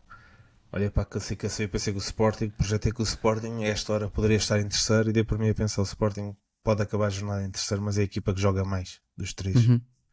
Para mim é o favorito a ganhar o campeonato. A equipa que joga mais dos três pode acabar em terceiro esta jornada. Não acabou por vários fatores. A equipa do Rui Borges joga muito mais que a equipa de José Mourinho, que a equipa de Farioli. Em termos de jogo posicional ofensivo, o Azevedo já disse, nós já dissemos no resto dos episódios, é a melhor equipa de longe em Portugal, mas de longe não há qualquer tipo de comparação. Cria por todo lado. O Soares falha muitos gols porque também lhe chega muita bola para marcar gol. Nas outras equipas não lhe chegaria tanta bola para falhar. Ele falha muito porque lhe chega a bola de toda a forma e feitio com total mérito do Sporting. Portanto é uma pena que o Sporting tenha ganho daquela forma. O Sporting merecia ter ganho de outra forma e acaba por ganhar daquela forma. Mas só ganhou desta, não é? Já agora não sabes, ainda haveria tempo. Não, o que o Maia está a dizer é que efetivamente diretamente ganhou assim. Diretamente ganhou assim, não é? Até essa altura. O que não invalida, pronto, voltamos ao início da minha conversa agora sobre este jogo. Continua a ser a equipa que joga mais e estando concordo. Isso é inegável. Ficando a poucos pontos do primeiro lugar, continuaria, a meu ver, a ser o principal candidato ao título. Mas já está, ganhou desta forma e há bocado quando falámos do Benfica, eu disse que já íamos falar do VAR. Nós daqui não somos só de arbitragem, mas eu acho que há um protocolo do VAR que tem que ser rapidamente revisto. Porque para mim é mais grave haver um gol desta forma do que haver um gol que é validado por 1 centímetro em fora de jogo ou meio centímetro em fora de jogo. Concordo. Portanto, acho que o VAR tem que ser muito afinado. Acho que não faz sentido, até é injusto para o Sporting ter ganho desta forma. Porque, quer dizer, o Sporting... Acho que não trocavam a vitória. Eu não sou sportinguista. Pela justiça desportiva. Conheço muitos sportinguistas e os sportinguistas adoram ganhar assim. O sportinguista é aquele adepto durante 20 anos, é o Porto do Apito Dourado, é o Benfica do Vieira, não sei o quê. O sportinguista adora ganhar assim. Adora. Sim. Então as pessoas jogaram bem? Exatamente, e não admite. E depois a conversa era. Até parece que um canto é um penalti. Pá, não é, mas não era canto. E tipo, foi um gol que não devia ter acontecido. Mas tirando isso, acho que não há muito a acrescentar ao que vocês já disseram, ao que temos vindo a dizer. O Sporting é a equipa que melhor joga em Portugal. O ataque posicional deles é incrível. Eu não sei quem foi o treinador que disse que aprendia muito com o Rui Borges. Foi um treinador internacional. Quem é que foi o gajo? Foi o treinador foi o último jogo europeu. Foi o Spalletti. Foi o Spalletti? Acho que não. Foi o Spalletti agora nas Juventus, não foi? Eu acho que foi. Acho que disse qualquer coisa. Acho que foi sobre isso. Elogiou muito o Rui Borges. Não sei se foi isso que tu disseste agora, mas o Spalletti elogiou o Rui Borges. Houve um diretamente o Rui Borges.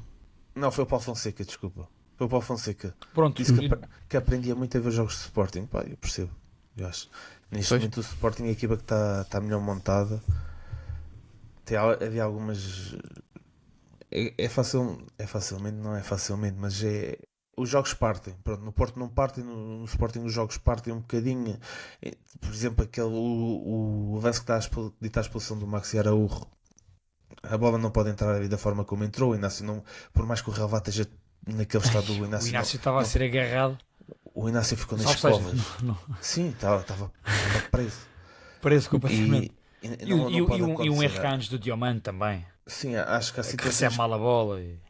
que a defesa do Sporting é um bocadinho permeável ainda.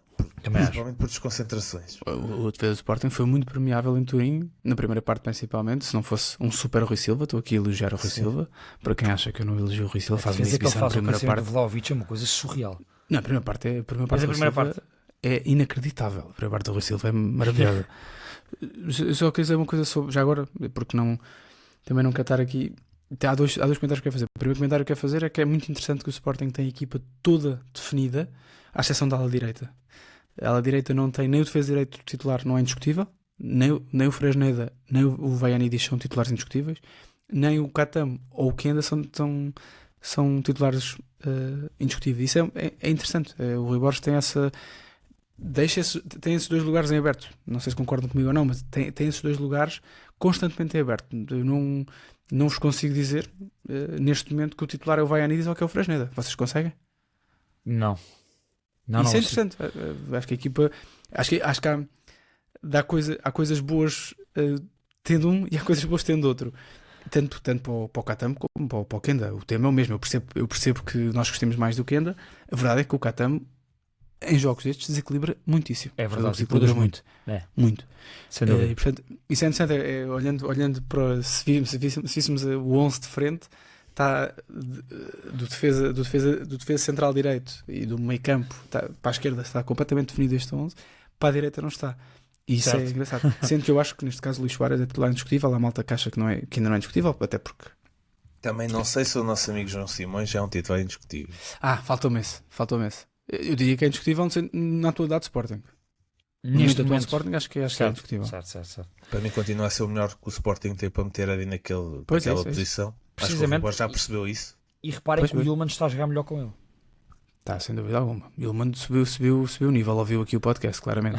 Exato, também não queria puxar os valores, mas nós já tínhamos dito isto. Morten Yulman. Antes de irmos aí ao mitofacto, só queria fazer aqui uma nota. E acho que já fui eu que falei sobre isso. Eu até acho que estou a falar menos de arbitragem. Mas é inaceitável.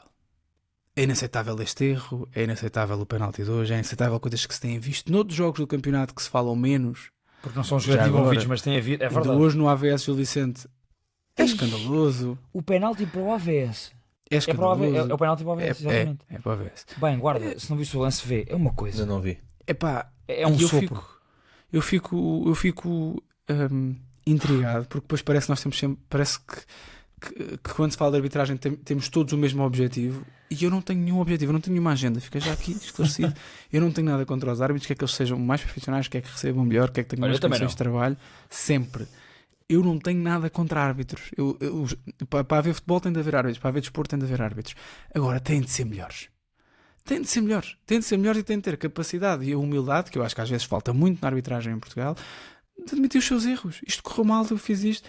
Porque eu acho que só assim, atenção, isto eu sei, não estou aqui a ser anjinho nenhum. Eu sei que quem foi o árbitro hoje do Benfica? Não sei o nome do homem. Gustavo Correia. Se o Gustavo Correia amanhã viesse a dizer que cometeu um erro e que, pronto, olha, cometi este erro, aconteceu isto, eu sei que ninguém ia querer saber. Ou seja, ia haver aqui 10% de maluquinhos que, olha, boa atitude. O resto não queria saber, mas eu acho que é o único caminho que nós temos para andar para a frente. Porque os árbitros têm de melhorar também. Se nós estamos aqui a dizer que o Mourinho tem de fazer melhor, o Fariol tem de fazer melhor, o Rui Borges tem de fazer melhor, os jogadores, o Soares não marca golos, o Pablo tem de marcar. Os árbitros têm de fazer melhor e temos de estar tranquilos com isso.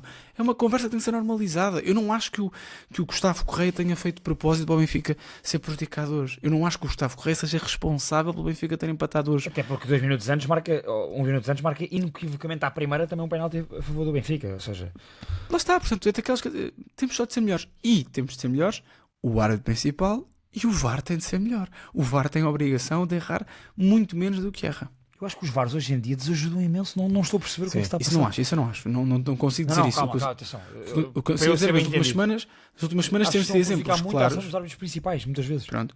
Nas últimas semanas temos de ter exemplos claros em Portugal. Nem falo dos outros campeonatos porque não estou tão por dentro, mas em Portugal temos de ter exemplos claros de erros absolutamente grosseiros e impensáveis quando há VAR. Quando a profissão daquela pessoa é ser VAR. O objetivo daquela pessoa é olhar para as câmaras e dizer ao árbitro: olha, eu acho que isto não é, eu acho que isto é. E cumprir as leis do jogo. Eu posso dar um exemplo de um jogo lá de fora, ainda hoje, Brentford-Newcastle. Uma arbitragem que eu gostei muito pela condução do jogo. E esta é uma crítica que eu quero fazer. Focaste muito bem, Maia, em questões técnicas de lances específicos, que tem havido muito erro direto. A grande crítica que eu faço é mesmo na condução do jogo. Irrita-me. Sim, essa é uma questão mais profunda, é verdade. Enervei-me a ver o Famalicão Porto. Enervei-me. Eu estava a ver o jogo no sofá lá do meu pai e havia jogadas em que um jogador do Famalicão do Porto ia na condução de bola, está a cheirar, o adversário está a cheirá-lo e eu dizia ao pai, vai ser falta. Pá, é uma coisa inacreditável. Não, tu sentes nos jogos em Portugal, muitas vezes, em jogos principalmente, jogos assim mais duros, quando há uma equipa grande e uma equipa da segunda linha em Portugal, um Famalicão, um Moreirense, quando há jogos assim destes, tu percebes que os jogadores sabem quando é que vai ser falta. Porque está aqui incorporado já o apito, já sabem que vai ser falta. E nós, espectadores, também. Claro. É. O jogo, eu pego nesse exemplo do jogo, porquê? Porque foi muito bem conduzido o jogo. O jogo teve 10 faltas para um lado, 13 para o outro. Um Brentford-Newcastle, que a par do Sunderland e do Arsenal são as equipas mais físicas da Premier League. O jogo foi, na dimensão física, houve duelos até dizer chega. Muito bem conduzido, sempre a andar.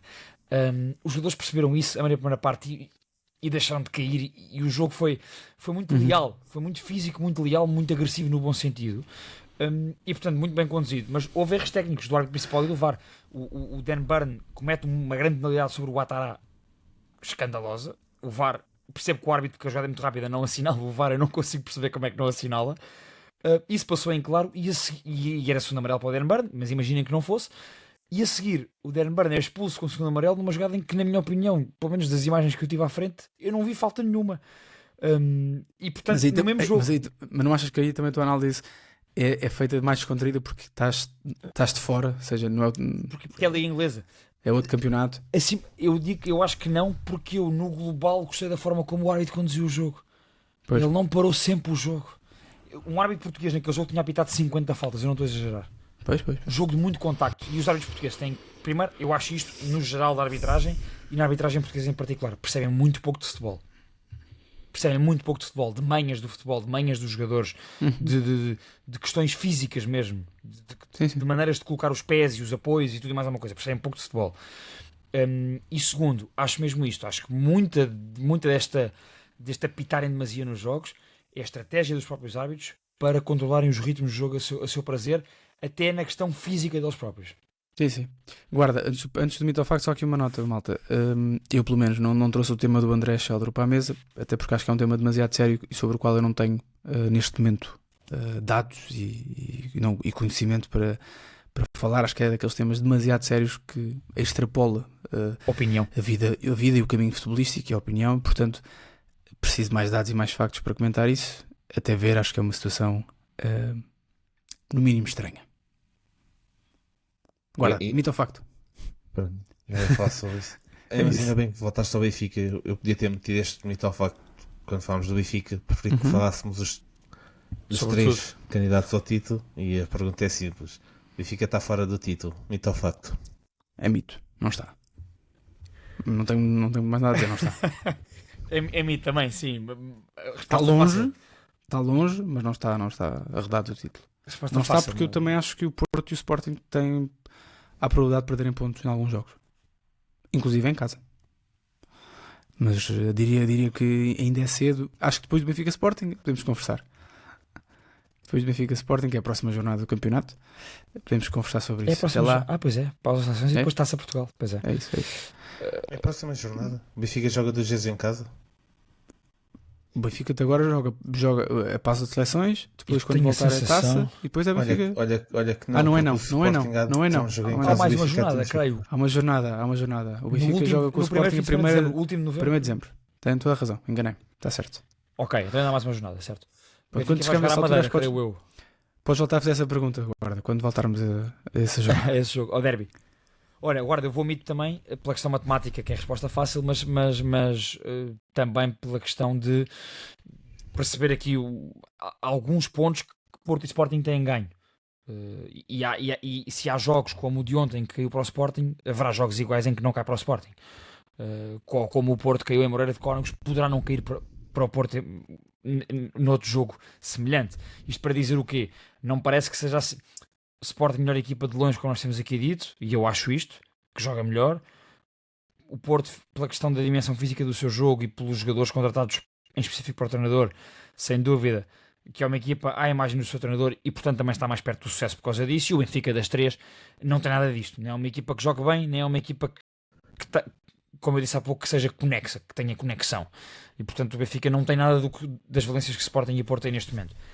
Está claramente abaixo, mas imagina que mantendo-se esta diferença, chegamos a dezembro, o Benfica ganha o derby do nada. Já estamos a falar de coisas diferentes, portanto ao dia de hoje não ganhar, consigo. o Benfica pode ganhar o derby contra o Sporting. É o que eu estou a Não é dizer. do nada. Quando eu digo do nada, ou seja, é pelo que vemos da qualidade de jogo de uma equipa e de outra. Não... Sim, mas é em Claro. casa do Benfica, apesar de tudo. É isso, Eu acho é um que- derby, portanto. Esta pergunta pode ser feita de uma forma que um empate na Madeira e uma derrota em casa com o Sporting, Isso aí, bem, acabou. aí Aí está sim. feito. Aí digo que acabou. Ao dia de hoje, guarda isso. Olha, prefiro esperar um bocadinho e digo mito. Pronto, estão à espera da minha resposta. Para mim Claro. também vai ser mito, mas quer dizer, se fosse há uma hora atrás eu dizia que era facto. Se fosse uma hora e Esse mito meia, ao facto vá. foi feito no caminho para casa. Não, foi feito antes do episódio, que eu até estava a discutir com o Maia e disse, já sei, fácil. Vou dizer mito, mas quer dizer, está um caminhão de distância dos outros. Está. Uma estrada muito grande para correr, mas há 1%, apesar de tudo, faltam quantas jornadas? Ainda uma porrada Ainda faltam delas. bastantes. Ainda faltam bastantes. Isto foi a 11ª, são 34. Ainda há um Porto Sporting. Ainda Há muita coisa a acontecer agora. Está difícil 6 pontos no campeonato português, não é a mesma coisa que 6 pontos no campeonato inglês. Portanto, falta muita coisa ao Benfica, mas é muito cedo. Pronto. Mas eu fiz isto a vir na ansiedade. Claro. Há uma hora e meia, mas olha, isto não vai ser assim como as eleições do Benfica. Não vai ser tão limpinho. Não vai. Na votação do Shopify, do Spotify, não vai ser tão, Não vai. não vai sim. ser tão limpinho. E também já agora podem me escrever aí no YouTube. Alguma nota sobre a convocatória da seleção portuguesa, para além de Carlos Forbes? Olha, eu quero dar uma nota sobre Carlos Forbes, não para além de Carlos Forbes. Muito bem, então. Porque avança. pareceu-me é muito. o teu destaque? Pareceu-me. Pode ser. Ok. Porque Então depois pareceu-me- não vais dar mais destaques. Está bem, posso dar o destaque do Carlos Forbes, Ok. não importa com isso. Até porque tenho alguma propriedade para falar sobre o Carlos Forbes, porque já comentei dois jogos do Clube Bruges esta época e para os comentar tive que ver outros e preparar. E parecem muito injustas, muito injusta a onda de críticas que eu ouvi ao jogador, porque foi muito personalizada. A sério? Sim. Ou seja, O homem tem partido tudo. Que nem era titular no Sub-21, principalmente essa. principalmente essa crítica de que ele até era suplente de Kenda e Mora no Sub-21. Epá, mas a malta queixa-se porque que nunca vão jogar a seleção por causa do E momento. depois vem num bom momento e queixam-se. É isso. Era exatamente, Maia. É esse o meu tema. E eu consigo perceber. Não sabia nada que havia esta discussão. Não, esquece. Foi a semana toda, não foi porque a convocatória foi sexta. Sim. Sexta-feira, se fores ver, mete o tema Carlos Forbes e vai ao Twitter e passei um bocadinho. Eu gostei. Mesmo a nível do comentário. Eu gostei da convocatória. Particularmente porque gosto que um jogador que esteja a fazer um caminho alternativo como o Carlos Forbes tenha a oportunidade de ir para a seleção. Portanto, não vou contradizer ao que temos dito noutras convocatórias. Acho que ele não pegou ele era uma coqueluche na Academia do City, não pegou no Ajax e está muito bem no Clube Bruges. E não é fácil, porque o Clube Bruges vendeu muitos jogadores neste mercado de transferências.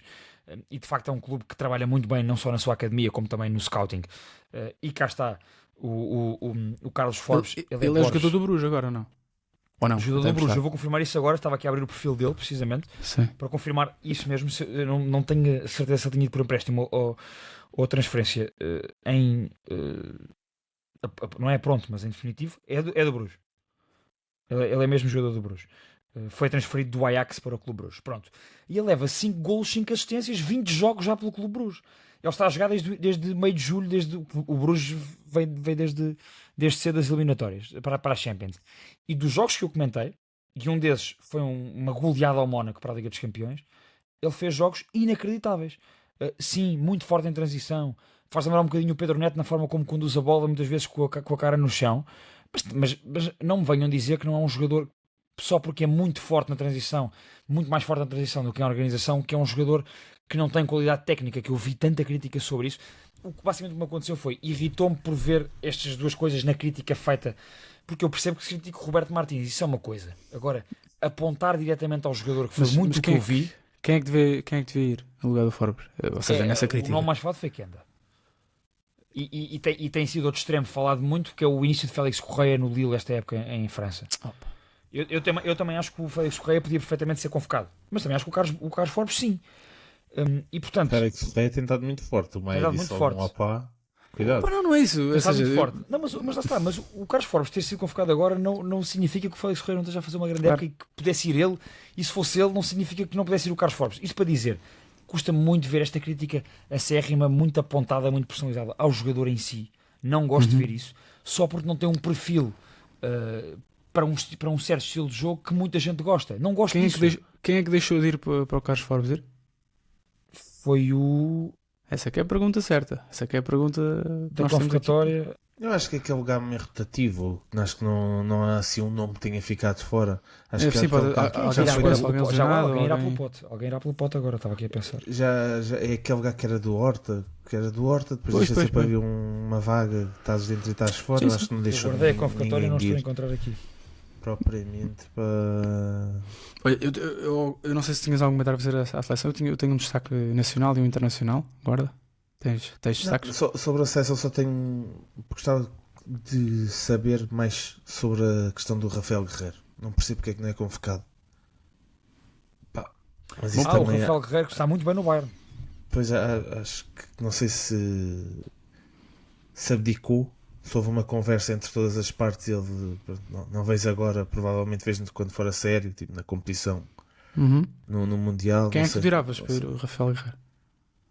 Primeiro não foi nenhum lateral esquerdo, portanto tinha que ir mas olha, sacava o Dalot. Mas tens o Dalot e o Cancelo que jogam à esquerda, né? Se for preciso. Pois é isso, mas eu sacava o Dalot. E ele defende-se assim, o Roberto Martínez, naturalmente. Opa, sim, mas eu consigo, nesse aspecto, acho que o Rafael Guerreiro neste momento, agora por acaso este ano tem estado bem, é um ótimo jogador, claro, atenção, mas não sei se é um jogador que entra assim de caras à frente dos alas que Portugal tem, neste momento. Certo, também não sei se sim. Acho que é uma discussão interessante para se ter, acho que eu prefiro o Rafael Guerreiro ao Dalot, mas consigo perceber que o Dalot fique. Certo. Até porque faz parte do grupo e nós já sabemos que para Martínez isso também é importante. E é melhor amigo do Ronaldo, já agora. Exatamente. Deixa-me sobre o Carlos Forbes um ponto que acho que toda a gente deve pensar um bocadinho sobre isso. Imaginem que nós temos uma opinião formada sobre o jogador pelo que já vimos sobre ele. Quem é que diz que pelo início da época fantástica que está a ter no Clube Bruges, quem é que nos diz, olha, o jogador que ele está a substituir diretamente mais é o Talbi, que foi para o Sunderland. Sim. Essa é a posição. O Desolis, porque o Desolis manteve-se no Clube Bruges. Daquele leque do ataque foi só o Van Aken, que é o capitão, e o Desolis é que se mantiveram. Quem é que nos diz que de facto o homem só não precisava de uma oportunidade destas que está a ter no Clube Bruges? Claro. Uma oportunidade a sério e daqui para a frente explodir. Claro. E portanto estes dogmas que se criam sobre os jogadores, eu acho só que porque não dão num sistema tático ou não dão num modelo de jogo, irrita-me solenemente. Eu acho que há sempre uma aversão aos jogadores que fazem o caminho lá fora e depois chegam à seleção sem passarem pelo campeonato português primeiro. Olha, é um bom tema. O Renato Veiga também, as pessoas olhavam... O Dani foi, eu estava a dizer, o Dani foi o único que as pessoas não desconfiavam muito. O Dani mais ou menos. Inicialmente quem é este? Mas olha, depois ele começou a marcar nas Champions, ao serviço do Zenit e não sei o quê. Há um jogador que para mim está um bocadinho abaixo, que também não gostava, mas o Duda, do Málaga, e que chegou a ser lateral esquerdo da seleção durante muitos anos. As pessoas detestavam o Duda e o Duda era capitão dos melhores Málagas da história. Coitado do Duda. O Duda português era. Sim. Duda era mais malaganho. Tem a vida toda dele em Espanha. É espanhol. Pronto. Uma bela cidade. Mas já está. Acho que há sempre algumas reservas em relação aos jogadores que não passaram por aqui, não são Benfica, Porto e Sporting. Pronto, não saíram, não é um Félix que saiu do Benfica. Que as pessoas não veem todas as semanas. Jogadores que as pessoas não veem todas as semanas, há sempre muito preconceito. Sim, pronto, eu tenho duas notas. A minha nota nacional. Batemos um bocado na arbitragem em Portugal, mas eu queria elogiar o Campeonato Português, que teve um jogaço na sexta-feira. Um Estoril Aroca, duas equipas que eu tenho criticado bastante. Vasco Seabra e Ian Catro têm sido treinadores visados nas minhas notas nacionais. Estivemos a ver esse jogo. Uma jogatana, é verdade, estivemos a ver em sítios diferentes. Em cada um estivemos a comentar. Fizeste questão de perguntar se eu estava em direto do Estoril, e estava, por acaso estava. Uma jogatana. Quem não viu o jogo, reveja o jogo. às vezes não tão bem jogado, outras vezes bem jogado, mas muito, muito emotivo. 4-3, já agora, acho que não tinha dito o resultado. Um 4-3 para o Estoril, uma vitória muito importante para o Estoril. Com mudanças do marcador. Mudanças de marcador. Se não estou enganado, na primeira parte o intervalo estava 3-2. Portanto, fica a nota. Quem quiser ver um bom jogo do Campeonato Português, vivo com golos, pouca gente na bancada. Pronto, tem esse jogo. A minha segunda nota, a nota internacional, é o início, acho que já falámos sobre isso aqui, mas é o início fantástico da Roma na Série A. Hoje mais uma vitória por 2-0, é neste momento líder isolada com o Inter, portanto fica a nota. E vê como está a Atalanta, sem Gasperini. É verdade. Azevedo já deu a sua nota, vou dar mais notas. Guarda, sei que tens que ir embora, queres dar alguma nota? Guarda ou fechamos? Tenho que fechar, tenho o puto todo cagado e todo mijado. Muito bem, fica para a semana, para as seleções, até lá, segundo posto em todo lado. Subscrevam o canal, gosto, comentem, estamos aí. Abraços.